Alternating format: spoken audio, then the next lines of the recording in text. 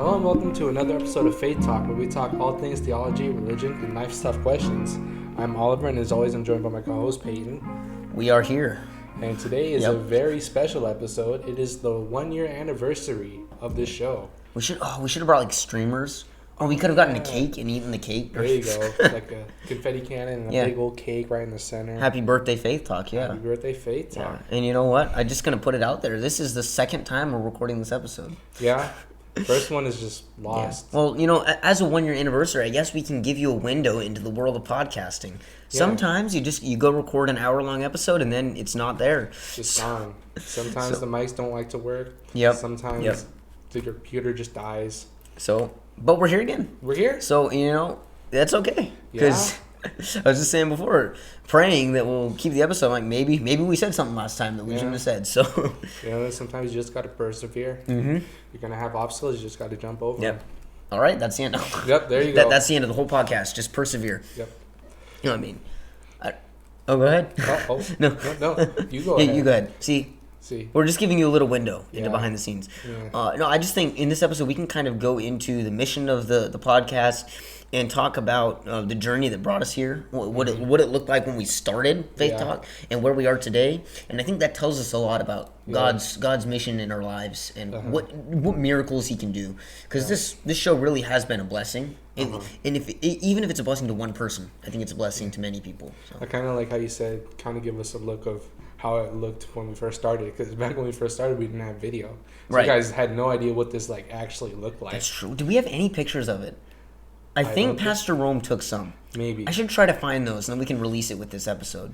Yeah maybe. But back when we first started this, it wasn't like how it was now. We had one microphone and we just kind of huddled around it in this little sound booth, which by the way was still like an absolute blessing. It was, because a lot of guys just start off in their closet with maybe like some pillows on the wall or something. We had an actual sound booth, which is pretty cool. And the first guest was actually virtual. It was Pastor Kwanji, and we had him on the computer, and the audio was just terrible. You can go back to listen to this episode. Yeah. But, so by the way, it's a great episode. If you can suffer through the audio, if you can hear it, if you can play, maybe put it into your car speaker and like turn it to full volume. Fantastic episode. The audio is just not good. No. But wow, I mean, like you said, we had those resources. So if you're looking to do some sort of ministry like this, or anything for that matter, because if you are a believer, anything you do is ministry. But absolutely. Use those resources that you have. Right? This was when we were in high school. We're now graduates from high school, but back then we were like, okay, this building over here on our school campus isn't being used for anything in the moment. We can take advantage of that. And we did. And this wasn't being used by our church at the moment, so we took advantage of that. Just use your resources, because you never know what God might be able to do. Absolutely. God can really work through anybody. He can. And just like looking at where we came from, it's like you just got to work with what you got. God's giving you tools and you got to use them. Even if you're just working with like rocks and twigs for whatever reason, going caveman style, make a fire and then just watch it burn. Yeah. I can think back to a decision recently. I was seeking advice from Pastor K, actually, fittingly enough, our first guest. And he said he had just been reading Joshua 1. And in Joshua 1, the Lord tells Joshua, the Lord your God will be with you wherever you go. This was very helpful to me in this circumstance, but also in anything you pursue. We always think of it this way, that God has a path for us and we ought to follow it. And that's very true. God does have a path. But, even if you don't follow exactly where God's intending you to do, He's still going to go with you. And He will very possibly, he may intend to bless the path you're currently on, or He may intend to redirect you and then bless the path you're on then. But God's blessings will follow you wherever you go. Of course we want to follow His will, but we are sinful people. And I do believe this podcast was God's plan, because we're still here. Yeah. Right? There have been many projects that we've done over the years that have not gotten off the ground. And this one's still here, which says something. Yeah, it's like that illustration of the footprints in the sand, He's got the 2 footprints, and then it turns into one set. And he's like, well, God, where were you during those times? Why is there only one set of footprints? He's like, bruh, that's when I carried you. It's because I carried you, yeah. But it's exactly like that, No matter where you go, God's going to be by your side. That's right. And hopefully you'll triumph. Well, I mean, we can look back because I'm trying to retread what we talked about before we lost the recording, but we talked about how we've known each other for 13 years, right? Which is really where this podcast begins, because if you go back to the beginning, so to speak, a year ago, that's really not the beginning, because we've known each other since kindergarten, so it's nearing probably 14 years at this point, and that's where it started, because God's will can be seen all the way back then. I don't know about you, but I know that a lot of things that have happened over my life have not been by accident. I can think back, I was looking at a picture the other day of my first day of kindergarten, because of course my mom still has these pictures of my first day of kindergarten, and it's a picture of me on my first day, and next to me is a shoulder, and I can clearly tell that it's your shoulder. And obviously we didn't know each other at the time, but I can tell, even looking back then, that was God's plan to say, hey, the teacher is randomly putting these people next to each other. Our last names don't connect. There's no rhyme or reason to this. But we got sat next to each other in kindergarten. I don't even remember exactly what happened from there. But whatever it was, however that worked, we ended up here. Yeah. And that says something. So I guess you could say this podcast is 13 years in the making. Exactly. But yeah, it's crazy how God works like that, you know. In my opinion, when it comes to God, there's no such thing as an accident. No. I personally believe that everything happens for a reason, which is one of the reasons why I don't have regrets, because pretty much from every experience in my life, I've learned something. I've gained something from every experience. So, yeah. You want to get a tattoo that says "no regrets" on it? There you go, no regrets. You're not going to regret that. You'll learn something from it. Yeah. I'm not sure what yet, but you'll learn something from it. Maybe not to get a tattoo from a shoddy tattoo artist. But. Yeah. Oh man, there's so much. I think we could say we've learned a lot from this year of having these conversations, right? Because we could talk about the mission of this podcast as a conversation about theology, religion, and life stuff question, but really the key word there is conversation, wouldn't you say? That and oh yeah, we should talk about how it actually started, right? Because we did say it's 13 years in the making, but what was the start of this actually? So this podcast about conversations actually started with a conversation. Yeah. But it first started with a conversation between me and myself. I was... That could be an episode right there. You go. It's just you. Just me talking to myself for an hour. But anyway, I was so our high school was a boarding school, and I was working in the dormitory, and I was watching the windows in one of the rooms, and I believe I was listening to a podcast at the time, which is kind of what gave me the idea. But anyway, I was watching Windows, and then there's just this idea popped in my mind. It's like, hey, Payton knows a lot about like apologetics and stuff. Wouldn't it be cool if we just started a podcast about apologetics? And so I pulled out my phone and I texted him. He was like, hey, you want to start a podcast about apologetics? And he says, let's do it. You know, it's funny because we look at both ends of that story. I had just woken up. It was the first thing I woke up to. Really? For some reason, that's what I remember, is that's what I woke up to that morning. Wow. And I was like, you know, at first I was like, oh, I didn't even expect that. I was just like, yeah, sure, let's do it. But the more I thought about it, the more I was like, God, this is an opportunity, isn't it? I should latch onto this. And ever since, we've been so consistent, which is something that I didn't expect, because we were high school students. We were busy. And yet we still managed to take time out of our busy days and busy weeks and busy months to make sure we got an episode out every month. Yeah. And towards the end there, I know our weekly Word on Wednesday schedule's been a little spotty over the past little bit here, but we managed to get one of those out every week for a couple months there, which is quite impressive given our schedule. Even now, we're managing to do this. Like, he's going off to college. Right. We're going to be miles apart. And we're still going to be putting out episodes. Yeah, because we're recording ahead of time. Yeah. Because we believe in this mission. And I really think God has blessed this mission, and it's important, and we don't want it to just stop. Yeah.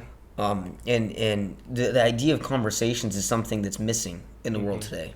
People talk past each other. They yell at each other. And we don't yell at each other in we yell in a passionate way, but not with actual roots to it. Right. It's you yell slogans at each other.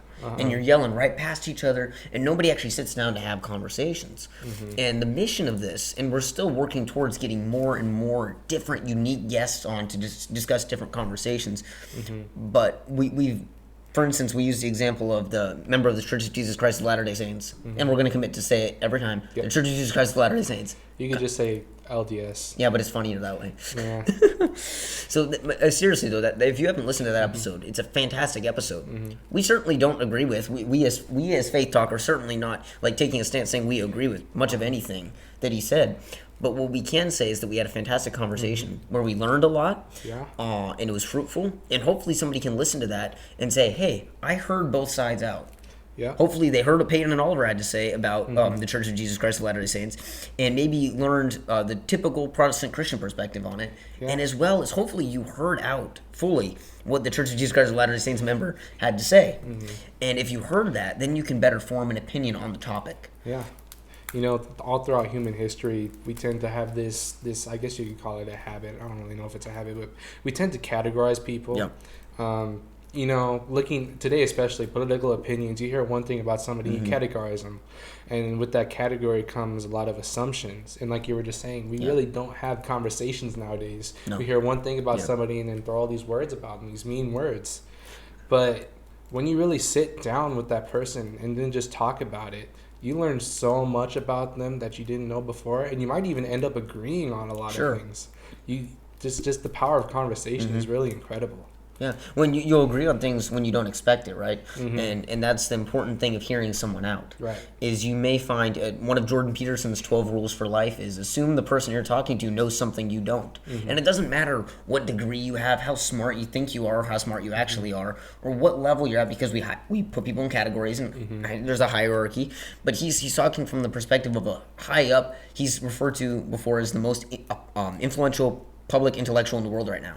He's still saying, hey, when I have a conversation with somebody, I don't care who they are. He could be having a conversation with a high school student and still say, hey, I could learn something from what you have to say. Absolutely. Because it doesn't matter what title you have, because anyone can bring something to the table. And that's another thing wonderful about this podcast is we're still young. No doubt about it, we're still young. We were even younger when we started it as high school students. And the fact is that we're not claiming to know everything. But we're saying we have something to bring to the table, sure. And as Paul wrote to Timothy, don't let anyone look down on you because you're too young. And you ought to, he said, be wise in your conduct and speech so that people will look at you and take you seriously. And that's ministries. It doesn't matter how old you are. You start when you're young. Yeah. Well, if you're taking a look at our website, which you totally should if you haven't, by the way. Yeah. You read our biography, and you'll know us say it's two hosts that kind of know what they're talking about. Not we know everything. Yeah. We just kind of know what we're talking about. And that kind of applies for everybody. It's like even experts in their field, they just kind of know what they're talking about. For me, being humble is a very important part of life. And part of being humble is understanding that you don't know everything and that somebody else always has something to teach you. You can always learn something from somebody. Keep that in mind. I'm trying to remember who it was. We always come up with these quotes on the show and we need to source them. Like in the description, we should have a quote section. Yeah, we should. But I think it might have been C.S. Lewis that said humility is not thinking less of yourself, it's thinking of yourself less. And it doesn't matter who you are or where you're at. If you think of yourself less, you're saying, I have something to bring to the table. It doesn't matter whether I have a degree or not. And it's lacking in the world today. As Frank Turek says, the new religion in America is meology. We're very self-obsessed. Well, now the message nowadays is you're perfect. Right. And everybody else is wrong, you're right. So. Which is an unrealistic standard, right? We've all heard that. If you try to live up to that, isn't that just going to make you more miserable? Because then you have to tell yourself, oh, well, I'm perfect, so if I feel like I'm not perfect, that's my fault, and then you dwell on it. And you have this endless cycle of really starting to hate yourself, as opposed to just being realistic and looking at what this book says and saying, no, my heart's deceitful and desperately wicked above all things, and that's relieving. Because then it's telling you, okay, I don't have to live up to some ridiculous high standard. I don't have to be as perfect as Jesus was. I'll go on that journey. I'll continue going that way. And I'll make it there at the second coming. I'm not going to make it there before then because every person is still growing and we're still going to mess up. And it's a burden off your shoulders, which is something that the culture needs to hear today. Yeah, I think that's where like a lot of mental diseases like anxiety or depression kind of stem from. Is kind of living up to that standard where maybe you or somebody else has set for yourself. That's an impossible standard to reach. So you can't reach it and you're just like, oh man, I'm not enough. But then sometimes you just got to be like, I'm not enough. And that's just the way it is. And then, Well, you know what's funny about that, too, is that it's ironic where it stems from. Because you got to look at where the roots of our cultural issues come from. And the whole movement of you're good enough stemmed out of trying to solve the problem of people not feeling good enough. Because for a long time, people said, I don't feel good enough. So then the solution that society found was to just start saying to everybody from the moment you're born, you're good enough. I see it like in grocery stores, in Target or Walmart, literally like little kids' shirts. They say, you're good enough. Or even when we call you, like say to your kid, you're a princess, you're a prince. Like, you're putting the standard on them that they really don't need. You don't need to put that standard on somebody, and it's a standard that nobody can live up to. Yeah, I find it funny how these things that are meant for good, they really just end up making people feel even worse about themselves. Right. Just because, like, you put that pressure on the kid to be perfect, and then maybe he gets a C on a math test, and then he's just depressed for the rest of the month or whatever. It's like, really think about what you're doing to your kids. Yeah, and another thing to touch on, speaking of this podcast and the fact that this is indeed an online ministry, is social media and the internet have made all of these things expedite. They've made them spread faster, these ideas, right? And that's the core of this podcast and these conversations, is we're talking about ideas. Which is another thing to point out in conversation, is if you're having a conversation with someone about theology, religion, lifestyle question, anything else in that area, you have to separate the idea from the person.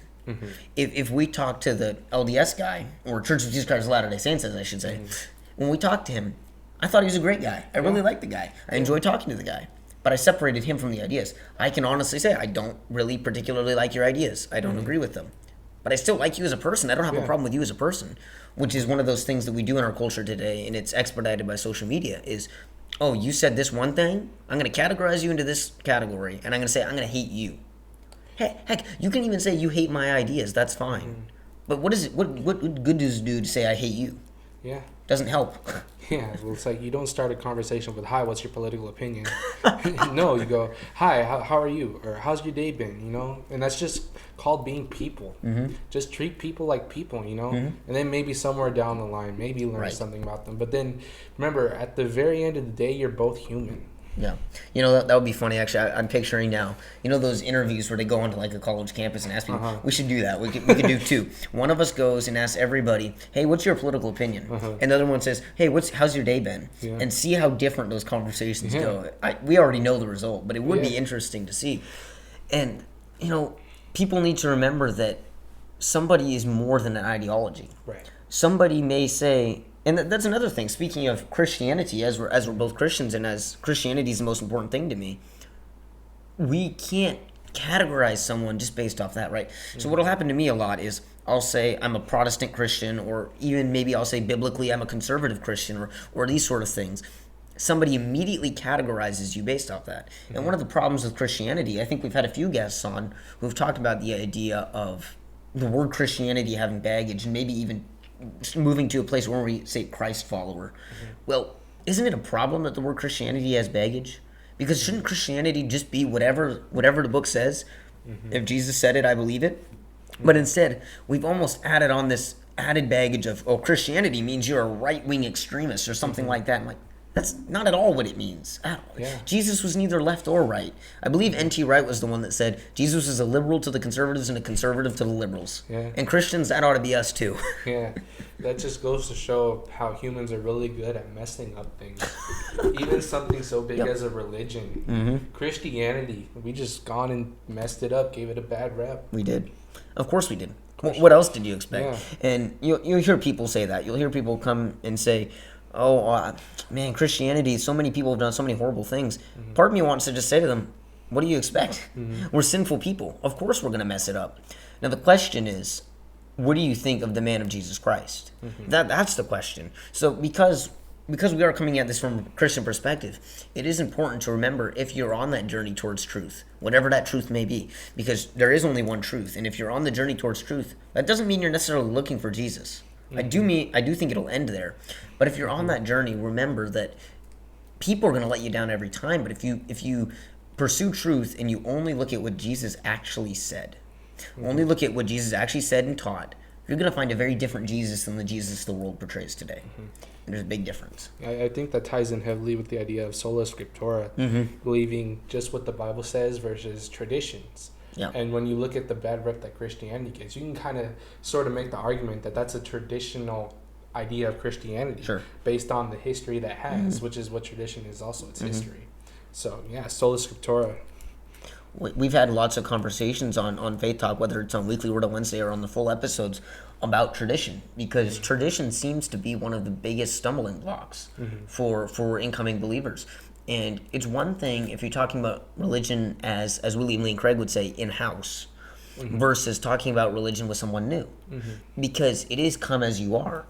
And we found through our conversations that many people have experienced in the church really what we found to be unfair criticism, unfair judgment in a way from the church because we have our traditions. Like, for instance, like in Adventism, our denomination of Christianity, maybe you say, okay, you don't eat meat, or maybe you don't wear jewelry, or you don't have tattoos, or these sort of things. And we've allowed our traditions. Sure, you could even be a church that has a tradition that says, hey, we don't do tattoos, or hey, we don't do jewelry. The problem is when your traditions are required to become my traditions, because that's not necessarily biblical. Now, if you want to hear a conversation about tattoos, that will be coming out, I believe, in a few months. With Pastor Rome, we're scheduling out. But the fact is that we need to look at sola scriptura as Christians. This is a message to the Christians about what we prioritize, or whether we're majoring in the minors or neglecting the weightier things. Because you can focus on what's important. And sure, you can have the conversation about tattoos, that's fine. But maybe you do what Paul did and say, I'm going to separate my personal opinion about the matter from what the Bible says. Paul said that. Paul would write, he says, I don't have a message from the Lord about this, but this is what I think. He would clarify the difference.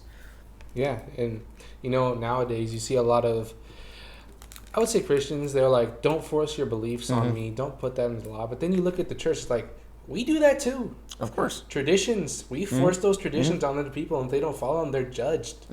So really, it's like that what Jesus said, take out the log in your eye before you look at the speck of dust in the other person's. And there's so many avenues to go down here. And this is a conversation that is leaning very much towards a message towards the Christians. And I think it's interesting, if you're an atheist listening to this, maybe to hear out our conversations we're having in-house. Maybe it'll help. And I think there are some conversations in-house that really should be in-house. They maybe wouldn't help so much. But with these conversations, right, because you talk about removing the log, we often say, you ought not judge in the church, which I think is an extreme oversimplification. Now, Jesus did say that, but that's not the only thing he said. He said, you ought not judge, lest you be judged by the same standard that you are judged, you will be judged. And he also said, what you just quoted seems to contradict that if you don't actually think about it. Because he said, first remove the log in your own eye so you can be better equipped to remove the speck in your brother's eye. So what Christ is actually saying there, to me, is don't judge hypocritically. Don't say, hey, I'm struggling with this sexual immorality over here, let me go judge you for that sexual immorality. Just to give an example. Because judging hypocritically, well, we can all see the problem with that, right? Now, we are called, I think, to make discernments. That's the word that I've found is less controversial with people. Say, I'm called to make discernments. That doesn't mean I'm judging you as a person, because none of us can make that decision. None of us can say whether someone's going to heaven or hell. None of us can make a judgment, a final judgment. Right. But we can say, hey, you know what? Murder's wrong. That's wrong, and that's a judgment. That's a judgment. Right. So it's a matter of not judging hypocritically, making discernments, and doing it in love. Because Jesus made discernments, and he judged too, because Jesus does have the right to judge. Jesus said, I've been given the authority over heaven and earth. But we ought to do it in a loving manner, obviously. We're not trying to offend people. Now, if somebody gets offended, that's not our intention as Christians. That's the goal anyway. Right, exactly. There's a difference between judging and just calling out the morally wicked. Sure. I know a lot of people, you call out what they do is wrong, and they say, oh, you hate me. You do that, you don't love me. Where did you get that? Exactly, right. And then maybe other Christians call out, well, God calls us to love, right? And then you look at that like, well, what is love? Promo for our first episode, what is Baby, love? With don't hurt me. Baby, don't hurt me. Do you think we can play the sound effect? No. I think if it's under a certain number of seconds, we can play it. Let's try it. We'll find out. Really push it here. No, seriously. I mean, we can draw back really and look back at all the episodes we've done of this show and draw similar and different things. One of the consistent things we've talked about is what is love. Another consistent thing we've talked about is categorizing people in some of these problems we have in the world today. Going back to what is love, well, we have our own definitions of love, as Pastor Rome once said, and that's one of the things we do today, I think, is we change definitions of words and we make words mean what we want them to mean. Which I'm like, okay, make up a new word then. Yeah. Now, love is something so complex because, as John said, God is love and God is infinitely complex, so love must be equally complex. And it's hard to understand love But we can, again, go back to sola scriptura and read what the word says. Now, if you're not a Christian, I would challenge you with this. You're right. You shouldn't listen to what the Bible says if you're not a Christian. But what is love for you then? Because what's your standard of love if you don't have the scripture?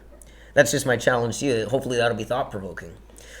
Yeah, where does that idea of love come from? So you can also, that's kind of similar to the argument of where does morality come from? Right. That's my favorite argument for God. Yeah, like if you don't have God, then who's to say that stealing is wrong? You know, you could say, well, it's a societal standard. Yeah. Society changes all the time. Yeah. But yet morals have stayed relatively the same. Yeah. For We try to change them, but usually we fail. And there are certain things we're just repulsed by as people. Yeah. Right. And another example you could use is someone might say that there is no truth out there, there's no objective moral standard. But the problem comes in when you say, oh, stealing's not objectively wrong. But then somebody knocks you out and steals everything in your house. Then you say, well, no, I think stealing's wrong. Yeah. It's a challenge about your beliefs. And this, another message to Christians out there, and we're not speaking like we know everything, but these are things that I think we've learned in these conversations is if you don't have ground to stand on, when you're confronted with challenges, you will struggle. This goes for everybody with your beliefs. Pursue your beliefs and find out why you believe what you believe. So that when you are challenged, you'll know what to stand on. 1 Peter 3:15. Always be prepared to give an answer for the hope that you have. And, you know, that verse actually is in our email signature that we send out to any guests. If you ever get an invitation from us, it'll be there. Because that's the apologetic verse. It's one of the apologetic verses. There's actually another verse. I want to say it's in 1 Corinthians. And I'm surprised this one isn't used more, where Paul says we ought to abolish arguments against Christianity. Like, just tear them down, you know? Like, you don't hear that very often from the church. Yeah. We are called to make arguments for our faith, respectfully, for sure. But still make arguments. Yeah. Well, like you were saying, any faith system should have a reason to believe what they believe. I'll just say it, blind faith is stupid. It is. If you go into life with that mindset, just believing whatever you want, trusting anybody you want, it's dangerous. It is. So believe what you believe for a reason and have evidence to back that up. Yep. And, you know, we're even saying, you know, obviously we're coming from a Christian perspective, but if you at least have evidence for something that you believe in, even if it's something that I disagree with, such as atheism, you're going to be better off in life if you have reasons behind the belief you have. Now, I almost said the hope that you have. I would ask what your hope is with atheism, because atheism is something that, to me, seems a little unnatural. Over the course of human history, we talked about morality. It wasn't really until relatively recently that anyone even pondered the idea that God didn't exist. And to me, it seems so dangerous to remove God. We have this idea in the world today of moral relativism, of your truth, my truth. It's true for you, but not for me. The dangerous thing about that is it seems to be an attempt to remove God from our culture. It seems to be an attempt to erase God, because he is the moral standard. And if you go with moral relativism, you're removing the standard. So, got a little deep there. Yeah. But well, like you were saying, throughout human history, we've had this natural inclination to worship something, even if it isn't the Christian God. You know, you look at the Greeks; they had their gods. Romans stole those gods. but yeah, we've had this natural inclination to worship something. Which is, well, how could you say there's not something out there? There's this natural gut feeling to worship something. It's almost as if we're made to worship something. So C.S. Lewis said, if I find in myself desires for which nothing in this world can satisfy, the only logical explanation I was made for another world. There's also recently, I guess this episode's coming out pretty recent to when we're recording it. So recently NASA put out that new photo, you know. What was it of, like galaxies or like stars? Yeah, and stars, like an amazing picture that was put out. Everyone was posting it. Neil deGrasse Tyson, the president, former presidents are all posting it. And I saw a Babylon Bee headline where it said, humans stare amazingly at this picture and find some compulsion to worship whatever made that. Like, I don't know what it is, but something made that. I got to worship whatever that is. And you're exactly right. We have this natural inclination to worship the Creator. And now we ought to pursue who that Creator is. We need to figure out who that is, because if you just believe in theism, if you say, well, somebody must have created us, that's a good start. But it could be the God of Islam or the God of Judaism, which really is the same as a Christian God. Or it could be any God, really. I mean, there's other religions that have a creator God that certainly contradict. Another dangerous idea in the world today, I was reading Frank Turek's book, I Don't Have Enough Faith to Be an Atheist, and he talks about how with things like money in a bank, for instance. We don't believe in moral relativism when it comes to a bank. If you walk into a bank, not even moral relativism, we're talking about relativism of truth. If you walk into a bank and say, give me $100,000 out of my account, and the banker says, oh, I can't do that for you. All you got in there is $10. And you say, well, that's true for you, but not for me. Nobody takes that seriously. Like, no, dude, you don't have $100,000 in your account. I can't give it to you. So we think that objective truth exists there. But on grounds of religion, we say, no, there can't be objective truth. Your Christianity is true for you, but my Islam is true for me. Like, no. Those ideas contradict. If Christianity is true, Islam is false. If Christianity is true, our modern idea of Judaism is false. If Christianity is true, Hinduism is false, and so on. Religions contradict. They make contradictory truth claims. And what we're encouraging you to do here is to pursue that. Wherever that may end you. I think it'll end you at Jesus Christ if you truly pursue it. But pursue that. Find out what religion is making the most correct truth claims about the world. Yeah, well, the fact of the matter is really only one of them can be correct. Correct. Not all of them can be correct. I find it funny, you look at the Marvel movies and say, well, they have all these gods, Thor and whatever else. And Thor and Zeus and Hercules. They're all correct. Let's just please everybody. They're all correct. Yeah. But no, the fact of the matter is only one of them can be correct. Well, you look at the perception they have of gods, too. In, for instance, Marvel. Now, Marvel takes examples from other media, not even media, ancient stories.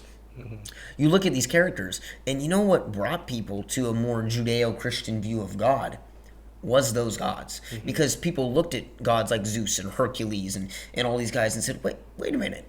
They're acting just like us. They're jealous. They kill each other. They're human. They're not really gods because they act like humans. So I said, what if it wasn't these gods that created us? What if it was us that created these gods? And then that's what brought us, as a world, I think, more to a centered Judeo-Christian God. Because, okay, this God doesn't act like us. This God is eternal. This God does not exist in the physical world. This God is different. And now, we look, especially in the West, specifically in the West, we've built our entire society around the teachings of Jesus Christ and of the Judeo-Christian values, which was not always the case. But it's prevailed this long. Most of the time it doesn't. We're here 2,000 years later. It hasn't changed. True. So if it's so false, why are we still debating it? Exactly. If it's truly obviously false, then there should be no argument. But yet here we are. Yeah. It's like when you're thinking about a religion and religions in general, one of the things you have to think about is what makes this God worthy of worship. Yep. And well, for me, the Christian God is very worthy of worship. Look at all the things He did. He created us. He wants the best for us. The Christian God is the only God who came down and became human and died for His people. Yep. That's something you don't see anywhere else. Yeah. And you talked about worthy of worship. That's a really good point because Hercules. I don't think Hercules is worthy of worship. Hercules is just like us. Sure, maybe he's more powerful, but he still acts like a human. No human being would do what Jesus Christ did. Jesus Christ, being himself God, took upon the position of a servant. He came to earth perfect. He lived a perfect life on earth and said, you know what I'm going to do? I'm going to die the most horrible death I could die. And, we often focus on the cross because it's the physical thing that we can see. But the fact is that when Christ was on the cross, all of the sins of all of humanity, past, present, and future, were all laid on one man all at once. He took on the full wrath of God all at once. If that's true, yeah, we ought to bend down on our knees and worship Him. I couldn't do it.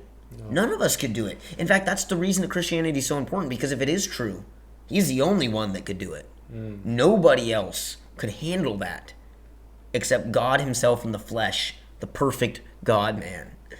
And no other religion teaches that. Yeah. Well, Christianity, if false, is of no importance. If it's true, it's of infinite importance. The only thing it can't be is moderately important.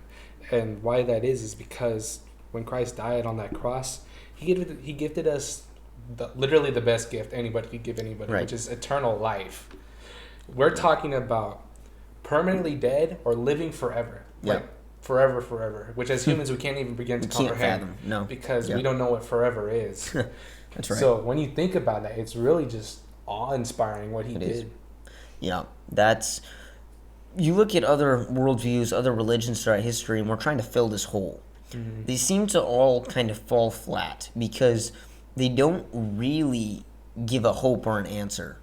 I believe in, if I ever say anything false on this podcast, of course I hope to be corrected, but I believe in Islam, you don't really know whether you're saved or not. You kind of live your whole life trying to please God. This kind of goes for Judaism as well, I think. You live your whole life trying to please God, keep up with the commandments, do your very best, and then on Judgment Day one day you hope that maybe God will spare you based off your good deeds. But the beautiful message about Christianity in the world today is that you can have certainty that you are saved. Now, I can't have certainty that you are saved because that's between you and God. But I can have personal assurance that I'm saved because Jesus took my sins. So if you prescribe to the idea that we need to do something to be saved, then you say, oh, if I mess up today, that could be it. That's it. I'm going to hell. But on the Christian view, the true Christian view based off the scripture, you can know because you say, you know what? It doesn't matter if I make a mistake today because every morning when I wake up, I give it to God. I say, Jesus, you took that on the cross 2,000 years ago, so I don't have to. So no matter what happens on Judgment Day, you use the court scene analogy is one of my all-time favorites because that scene when Christ returns and we're before God himself and we go into that courtroom, we walk in, and Jesus is both the judge and our lawyer because we come in and the judge, God, says, hey, you're guilty. You've committed heinous acts in the sight of a perfect God. But Jesus comes in both as the judge and as the person who paid the fine and says, hey, yeah, sure, he did horrible things. Yeah, he doesn't deserve any of this. But I took the fine. I paid the bail. He's free to go. And the judge says, yeah, he's free to go. And that's a situation that you can't barely even fathom in this world. Because somebody might say to you, oh, but you don't know what I've done. I've done these horrible things in the past. The cool thing about Christianity is someone says that to you, like, nope, it doesn't matter what you've done in the past. I don't care what you've done in the past. Nothing you've done in the past can separate you from God. Now, anyone who may be listening, doesn't this sound great? Yeah. Doesn't this resonate with you on a deep level? Doesn't it sound true? I think it sounds true. And that's not even the tip of the iceberg for the evidence we have. Yeah. Salvation is quite literally a free gift. All you have to do is just accept it. I don't think it's like that for any other religion that I can think of off the top of my head. You look at Judaism, even the Catholic Church. It's this list of rules you have to follow, and if you're not good enough, you don't make it. That's almost the classic cliche view of heaven and hell. It's like if you're a good person, you make it to heaven, and if you're bad, you go to hell. But no, all you have to do is just be faithful and accept it, and you're saved, which is awesome. We can look to that example. And I'm trying to have this conversation in a way that somebody who doesn't believe can hear it and understand the tenets of our faith. Because there's a misconception of Christianity in the world today. Actually, there's 1,000 misconceptions about Christianity in the world today. So we are trying, and of course we're not perfect, but we're trying to put forward here for you the simplest view, mere Christianity, as C.S. Lewis described. We look at the thief on the cross. The thief on the cross, did he do good things? No. Did he do anything that makes him deserve heaven? No. No, in fact, he deserves hell. Yeah. He's on the cross because he did horrible things during his life. But all he did is say, Jesus, recognizing the authority of the man beside him, saying, Jesus, remember me when you come in your kingdom. And Jesus, that's all it took. Yeah. That's all it took. And the man says, remember me when you come in your kingdom. And Jesus says, tell you today you will be with me in paradise. You will be with me in paradise. Not because of what you did, but because of what I'm doing right now. Because of what I'm doing. And I don't even think, that's the crazy thing, I don't even think the thief on the cross understood that what Jesus was doing was dying for his sins. When that man was on the cross, I think all he knew was, hey, something about this guy. This guy has authority. This guy is loving. He's like, whoever this guy is, I want him. And I want everything he has to bring to the table. And that's what we see throughout the Gospels in the life of Christ, is that there was just something about him. This is what makes me so excited to really meet Jesus face to face. Is there something about him in his essence that people recognized? His authority, his love. You think of the story of Matthew as a tax collector, and The Chosen portrays this so well.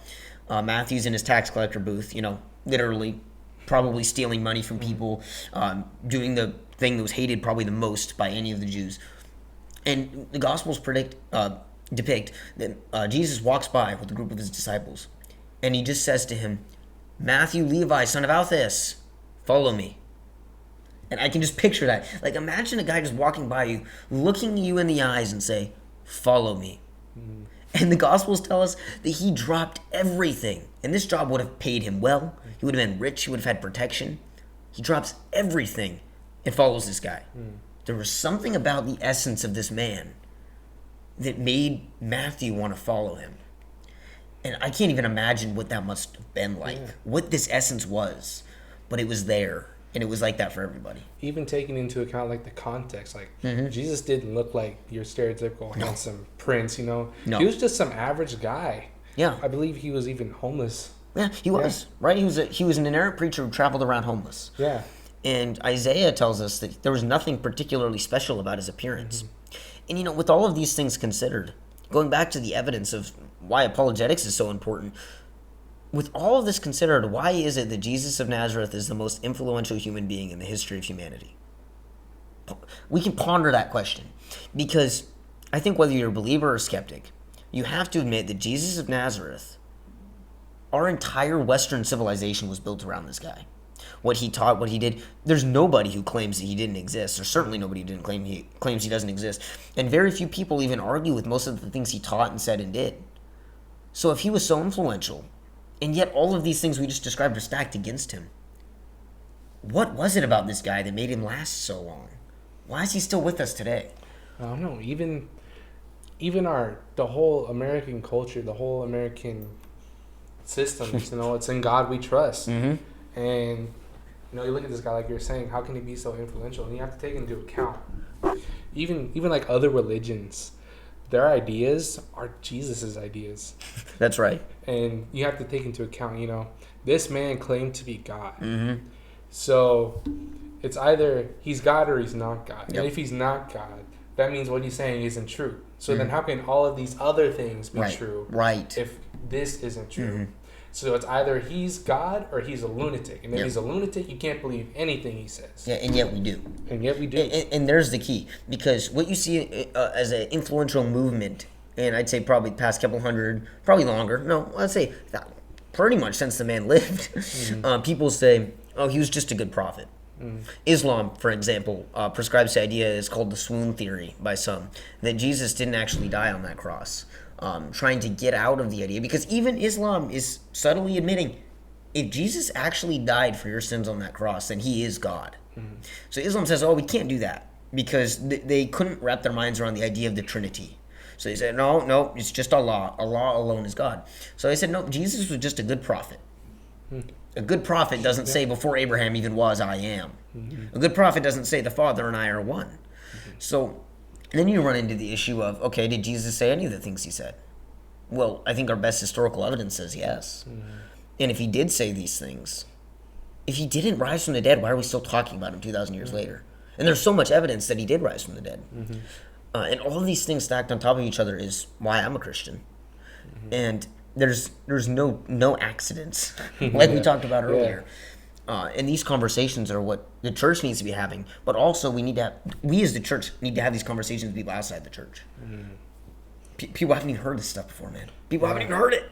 It's crazy. It's sad because they've heard, like we were talking about before, that stereotypical idea of Christianity. And that's really all they know about it. And like you were saying, they don't have these conversations, which is unfortunate, which is why I believe this is such a powerful ministry, because we're willing to have these conversations that nobody's really had before. So it's awesome. And we have here. I think we should, just to throw in here, one of the inspirations I think behind this show, either subconsciously or consciously, I think a little bit of both between the two of us, was a show Justin Brierley does over in the UK called Unbelievable. And he does that too. He has people on where he has like an atheist and a Christian on, and they debate respectfully, have conversation. It's a ministry. Now, so of course, we say that to people in the church. If you're not a believer, well, we still view it as ministry, but you can still get something out of it. We are talking about things here that can benefit, I think, anybody. So even if you are an atheist who says, I'm never going to believe in that whole Christianity thing, wouldn't you say it's still healthy and good to learn about what we believe? Right? So I want to learn what an atheist believes and why he believes it. I think that's important. I want to learn what the Muslim believes and why he believes it. And I think we'd both say we're both open to changing our minds. Yeah. Oh, yeah. Now, I would say that the evidence for Christianity is so strong that I would be surprised if that were to happen. But we never should close that door because we ought to have that pursuit of truth above all else. I remember back when we were in high school, our Bible class, our teacher, we had this section where we were learning about different world religions, and she'd have different people from these different religions come in and talk to us. Some were on Zoom, some were in person. But that was probably one of the best lessons I've learned in that class, because it's just knowledge, and knowledge is power. Just knowing is so powerful, because if you don't know these things, if you don't know about these religions, and then you start to talk about them, you're gonna make yourself look like a fool. Yeah. There's an important distinction, too, between knowing nothing and not knowing everything. So, for instance, this is a wonderful conversation. I just want to preface that. There was a lady who came up to me after I preached a sermon on the reason for God one time. And one of the things she said she really liked, actually, one of the things she liked was how I used the story of Socrates. Because the story of Socrates is about the pursuit of truth. It's about somebody who's trying to find answers, but admitting that he doesn't know enough. Now, Socrates worded it this way. He said, the only thing I know is that I know nothing. Now, the question she posed to me was, well, if Socrates is saying, I know nothing, and you're using Socrates as an illustration, how do you know any of the stuff you just preached? Because you're saying you don't know anything. Like, that's not, there's a difference between knowing absolutely nothing, which you can't even know that statement, right? Yeah. To say that I know nothing is already implying that you know something. You know that you know nothing. So Socrates was not claiming to literally know absolutely nothing. Just like we're not claiming to literally know absolutely nothing. We're claiming that we don't know everything. We know some things, and the goal is to pursue more things. And hopefully by the time we die, we've learned a lot of things, but we don't know everything. Right. And that's always important to know, because then you have more room for knowledge. Yeah. I don't think there really is any way to learn everything there is to know in the known universe. No. What is there, 7 billion people on this planet? I think we decided it's like close to 8 billion now, I think. Almost. Should have Googled it. Yeah, 7.8 maybe. Yeah. Somewhere around that ballpark, billion people. Yeah. Each and every one of those persons knows something that you don't. So that's facts. That's very true. Think about that the next time you're on you're on your high horse and you think, oh, I know everything. No, you don't. And there's no way you're ever going to be able to. Except when we get to heaven, there's gonna. Sure. I always picture this big old library with a bunch of books, I cannot wait for the library in heaven, man. I've become quite the bookworm over the past couple of years, and that'll be amazing. But that's exactly right. And I think in our world today, with the blessing of technology, these phones, these glowing rectangles, as I've heard them referred to as, we get a little lazy and we say, oh, I have all the knowledge I could ever want at my fingertips. And we forget that, you and I can actually learn stuff. Yeah. Like, we can learn stuff. And through reading is one way to do that. I think that's a very healthy thing to do. But just pursue knowledge in general. The more you learn, the less mistakes you're going to make, the more well-rounded you're going to be. And I would like to think the more about the most important questions you'll learn. And that's, I think, the most important things to pursue are theology, religion, and life stuff questions. Yep. Because everything is about theology and religion in some way. I would say atheism is a religion. Some people disagree, but it's a set of beliefs. And in some ways, it becomes a legalistic set of beliefs, just like anything can. So in essentially what we're saying is all of the tough questions of life are theological and religious questions, every single one of them. And we ought to pursue those answers. And you ought to pursue them not having an end goal in mind. That's where we're at today a lot, is you'll say, I'm an atheist, I'm pursuing answers, and I'm definitely going to come out an atheist on the other end. Like, what? No. Then you're not pursuing truth then. If you know you're going to come out an atheist on the other end, you're not pursuing truth. And the same thing comes to Christianity as well. Just so we're clear on that. There's no double standard here. Well, yeah, like when you go into that with your mind, with that mindset, you're going to look for the facts that support atheism or look for the facts that support Christianity instead of looking at every fact. Right. So, pretty much just pursue truth and just know that when you pursue that, there's always going to be more questions. And do your best to find those answers. And those answers are going to bring up even more questions. And you're never going to answer all the questions. Oh, yeah. You're never going to answer all those questions. But try to answer as many as you can. Yeah. Right. Don't let that get you down either. Don't say, oh, I can't answer all of them, so I'm just not going to answer any of them. No, answer as many as you can. That's a challenge of life. You know what? That's the challenge we're giving you today at Faith Talk. See how many answers you can find to your tough questions. We want an essay. Yeah. Write us an essay. Yeah, or Email us. even a list. We'll take a list. Yeah, we'll take a list. Here's a list of every answer I found to tough questions. And at the end of your life, turn it in. There you go. No, we'll turn that into the Lord at the end of our lives. We'll say, There you go. God, these are the answers to the questions. And he'll tell us how we were wrong about half of them.